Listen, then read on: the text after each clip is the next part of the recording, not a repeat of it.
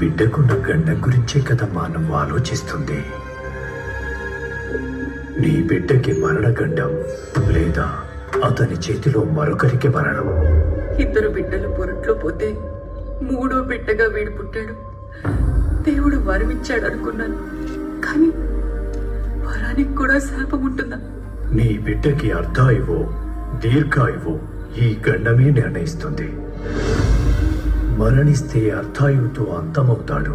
తన వల్ల ఎవరైనా మరణిస్తే దీర్ఘాయువై చిరకాలం జీవిస్తాడు. అయితే कारावास का योग है।